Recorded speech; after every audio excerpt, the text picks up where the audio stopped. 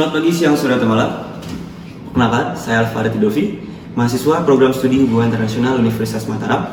Pada kesempatan video kali ini, kita akan membahas mengenai salah satu paradigma di dalam hubungan internasional, yaitu paradigma mazhab Inggris. Mazhab Inggris adalah salah satu paradigma di dalam hubungan internasional yang menolak pandangan pesimis kaum realis yang berpandangan bahwa hubungan internasional didasari oleh sifat egois manusia. Sehingga hal tersebut berimplikasi kepada hubungan antar negara yang selalu mementingkan kepentingannya sendiri, sehingga menjadikan situasi hubungan antar negara di dalam hubungan internasional itu menjadi situasi yang selalu berkompetisi dan berkonflik. Selain itu, mazhab Inggris juga menolak pandangan optimis dari kaum liberalis klasik yang menyatakan bahwa perdamaian dan kestabilan di dalam hubungan internasional itu didasari oleh sifat manusia yang akan melakukan berbagai macam kerjasama dalam menciptakan perdamaian dan kemakmuran. Sehingga mazhab Inggris ini membangun suatu tempat baru di antara kedua aliran pemikiran realisme dan liberalisme. Akan tetapi, meskipun berada di antara realisme dan liberalisme, mazhab Inggris bukan menjadi suatu seperti jembatan yang menjembatani kedua aliran pemikiran yang berseberangan tersebut. Sehingga mazhab Inggris tersebut menjadi aliran pemikiran di dalam hubungan internasional yang terpisah dan tersendiri. Itu adalah tadi gambaran singkat gambaran secara umum mengenai mazhab Inggris. Kemudian pembahasan berikutnya adalah asumsi dasar dalam mazhab Inggris. Yang pertama adalah asumsi dasar yang pertama, yaitu inti subjek masyarakat dan nilai-nilai. Nilai seperti apa? Yaitu nilai-nilai seperti kemerdekaan, keamanan, ketertiban, dan keadilan. Asumsi dasar yang berikutnya, yang kedua, adalah interpretasi terhadap pemikiran dan masyarakat yang terlibat di dalam hubungan internasional. Kemudian asumsi dasar yang berikutnya, yang ketiga, adalah anarki internasional masih dianggap sebagai konsep yang penting.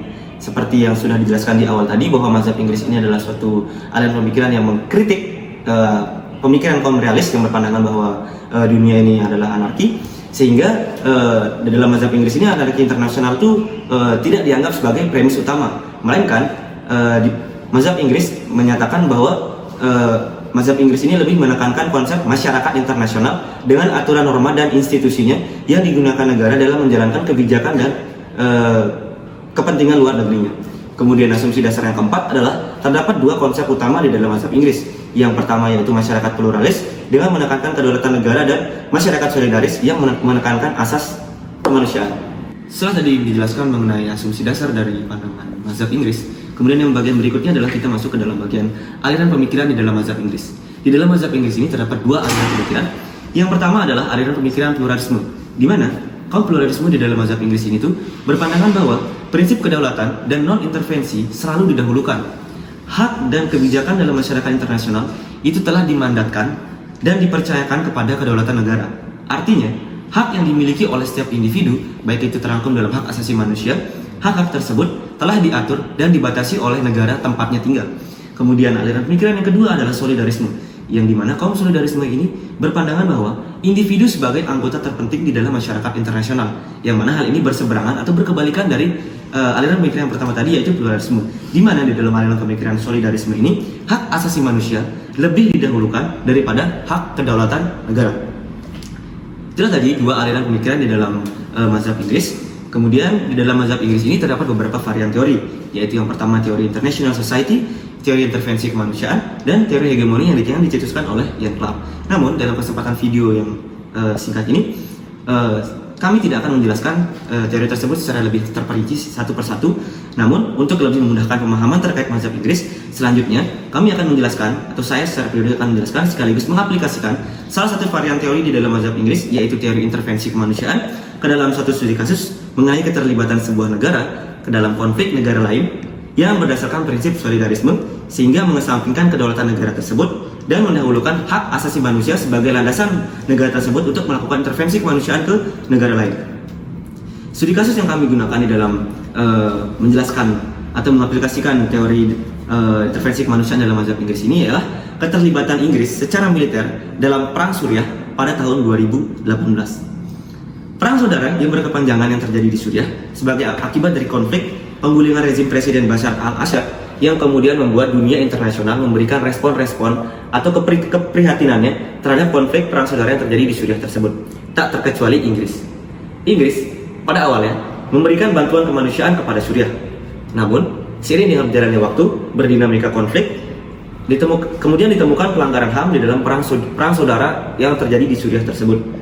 Sehingga Inggris yang pada awalnya hanya memberikan bantuan kemanusiaan. Setelah ditemukannya pelanggaran HAM tersebut, kemudian Inggris meningkatkan eskalasi keterlibatannya dalam konflik Suriah tersebut menjadi terlibat langsung secara militer melalui intervensi militer berupa intervensi kemanusiaan dengan turut melakukan intervensi militer ke Suriah.